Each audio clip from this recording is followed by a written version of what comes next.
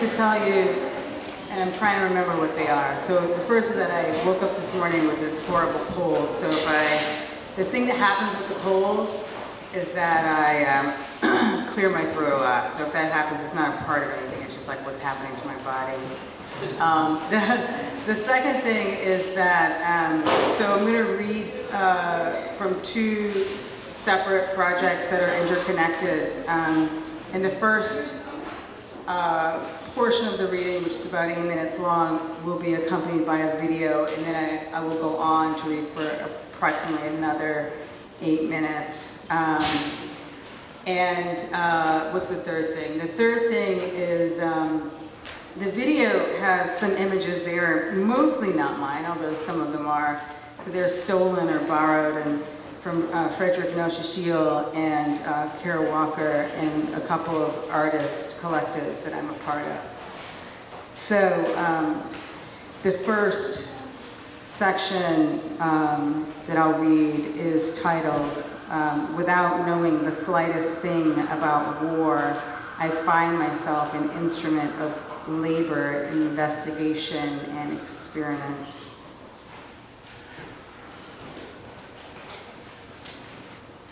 What are the dimensions of the field? They've put me here in the tallest grasses and strangest fruit and have demanded at gunpoint that I bend into it over and over. But I'm so tired and my limbs are sore and I feel disconnected or I disintegrate.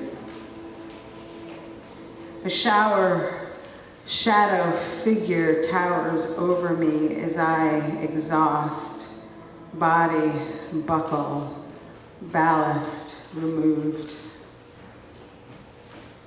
When the dirt is black enough, when my hand is strong enough, I dig into it, open space, and fall through other side to a black sound, a black stone, familiar thieves' Urdu, or the last language we spoke before mother's milk. They circle around me, clasping wrists, and I yell into a hole in the earth in earth. My hand proffers Oromo, undoing silt, breakaway. This is the body bending over my body. They have encircled me with their manacled tongues, but I do not understand them. My form is small and lean, but they think I am large and bull-eyed. What is yielded here is nothing. No sign of blood, no sign of dripping, no ache, only my small form. Do not interfere or obstruct the police. Stay calm and in control of your words, body language, and emotions. Keep your hands where police can see them. Never touch a police officer. If you complain at the scene or tell the police that they are wrong, do so in a non-confrontational way so you do not intensify the scene. This is the body bending over my body. They have encircled me with their manacled tongues, but I do not understand them. My form is small and lean, but they think I am large and bull-eyed. What is yielded here is nothing. No sign of blood, no sign of dripping, no ache, only my small form without space around it. What is the body but a leaking form? No room for leaking, a form so tight around my form, it cannot seep or gesture. Complete enclosure. To hold a drop of water is extreme labor. Tongue against ground. The difference between experience and dreams falls away. There are locks in every corner like little eyes. Even time no longer passes, each fractured second redundant. Artifice of time, of location, my father's red eyes. If there is a wandering, I do not know it. The eyelock has its determinate grip. When I open my mouth, someone else speaks words that happen in my dreams as islands. Jaw agape, a work of wheezing each day to the river but dry, weight of crackling. In the hand, a mass of grandfather's thin hair, wind mass. A voice speaks soft into ear, says irretrievable, says the dog too cries, mama. Hair, a spare mass of grief. How to make the self distinct amongst white whales. A dead fawn under machinery. I am the machinery. I'm also the end of the sentence. In heat they want me also to lap at their crotches saying thank you because their syntax wants definition of this body. All the colors. It is you who are they. From inner valve and orphic effort, a monument force against your greed feast, your half-lidded gulps. You ruminate, you vomit into the mouths of fawns. You say, I love you, I love you.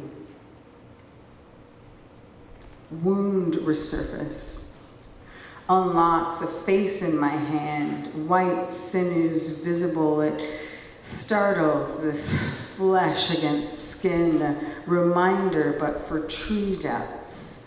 I can see them, my reflection, stone black as ice, bulging body, a root to depth, obscured by hammer of whiteness, organs collapse in bright fortress. My form, removed from its home, its warmth, its sustenance. They tell me I have enough, that I am not dying, but I see my own gray legs ashen. To witness the floor, and then it's me on the floor, carry the draped body, feet first already, a hole forked, my spirit confused from return. The slaves blink their slow eyes, they pull their tie knots close to collars. Dead wings, faces bald and speak with ease. Boom, the voices go, my head, an empty vase.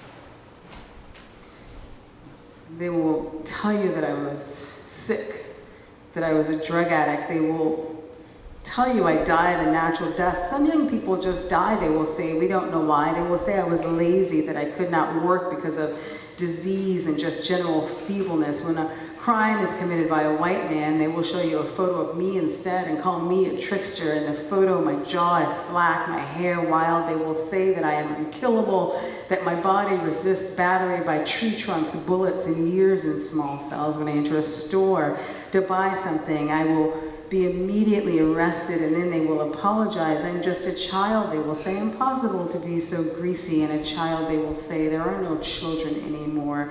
Why are you so sad? They will ask me. Why is your heart so weak? We've given you everything. They say, why won't you flourish? The slaves are dressed as men. They go to work in gray suits. Their bodies are grammar incarnate, so they bracket force when inside gated halls. They contain themselves in bright photographs that refuse speech. They partition the doors to prevent interlopers. Sometimes they use the word savage when they continuously.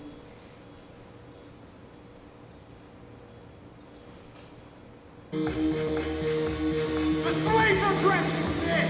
They go to work in gray suits. Their bodies are grammar incarnate. So they bracket force when inside gated halls. They contain themselves in bright photographs that refuse speech. They partition the So the second half of this reading is, I don't know if it's an answer to this predicament, or it's just more questions. This is from my new book called Good Stock, Strange Blood. To be in covering is the problem. Hunger caverns under this leather wrap, from destitution, from split skull. Mother as brown as, brawn and braided toward filth beneath, skin like wire, all our kin. From before, it happened when dust underfoot, red dick stuck under guise of reason. Who summons us from darkness? From water well, one philtrum stitched to wool of tongue. Who tugs and rocks us, suckles wet mouth? We is the purpose of the falling, swollen, our teeth hurt, their constant cutting. Warm when sunken. Wanted the swell of black earth, a legacy, something larger than ourselves to hold us. If we were looking from outside, I'd think that a thing so ancient would not pulse so loudly, would be automatically removed from the atmosphere, lose its atomic structure, its relatability. We were driven, or we were rode hard, mule-like on feathers. This notion of sustainability, black vultures everywhere, neat white stars under wings, good at cleaning up road carcasses. What a mess. Your weak veins, your lifelong addictions. What you then must witness is the vulture devouring the exposed red and fly-soaked, unrecognizable. The book of repression, all the stuff brilliantly cocking the throat. No dream remembered, no past reconstructed. He called it a kiss, but that was no kiss. Rises, dead breath into smoke. The writing is not balm. The eye in sleep is unreachable flesh, subtle flesh, skin warm milk, marsh grass, its simplicity without warning. In my early 20s, I had one recurring dream so vivid it began to feel like a memory rather than a dream. It's the only dream worth recounting. At some point, I no longer held the dream, just the memory of the dream told, and often I'd get confused as to the nature of the dream. Often I'd get confused as to the nature of non-dreamed life. In a gigantic, old, abandoned house at the top of a hill, it's night, and I am furtively burying a man's body under some floorboards. I pull up the floorboards, and then I'm outside digging a grave with my hands. It's easy, this digging, and I know there will be no evidence of this activity. I'm free to carve out soil in big, rough scoops. Even though I know I won't get caught, my body is racked. Guilt, but I cannot stop. The burial is necessary and compelled, so I scrape the earth, bludgeon it with bloody fingers, and then place his body into the shallow grave, replacing the floorboards. No one will ever know. Elision into vowels, sunken time, O sounds, ow, oh, short, flat, ah, for as long as. My brother bends away from the hose that beats him. Basement is a watery place.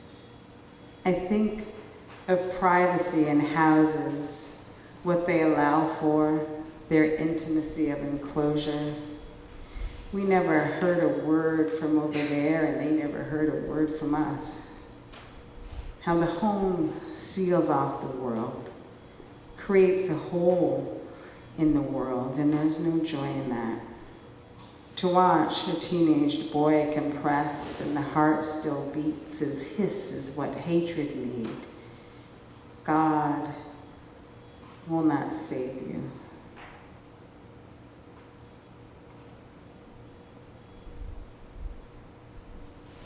Mother at 83, labor or resurrection, is stunned to find out that people remember their dreams. Occasionally, she says, not vividly. I tell her, me too, but we're not like many people. I want to provide a metaphor for darkness. I want to tell you that the other day while writing this very book, I became piercingly depressed, as if a bird had crashed into a window. And when I'm depressed, I want to feel worse because that can be a comfort. My brick feet, my open casket with the hole in my chest exposed so you can see right through the body, the glossy wood through the floor, and then to layers of earth, catacombs, and rites of passage. I searched for the man who notched the hole, could not remember the spelling of the name in my mouth so many times. Shiny, perpendicular, my cunt wet all day. Legions of waste in my body, desecration, defunct, a symphony. I took a photograph of him, this man, and realized it was not me in the casket at all, but him. I stuffed gauze in the wicker box that has become life source. Fluent gnaw. Oh, this is where I keep him tucked, I say to myself. This is where he lived. His obituary is perfectly respectable. What is this dead language?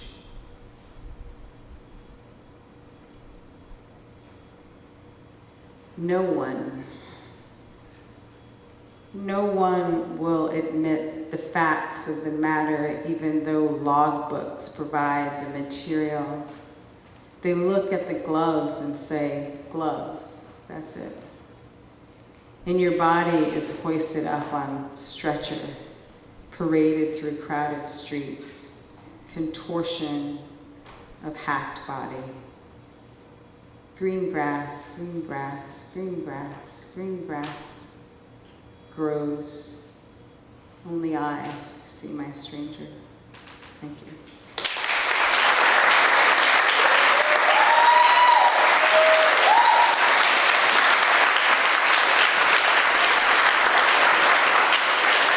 Thank you so much to Dawn, Mo, and Joey. Please stay for a drink and talk to each other, and thank you for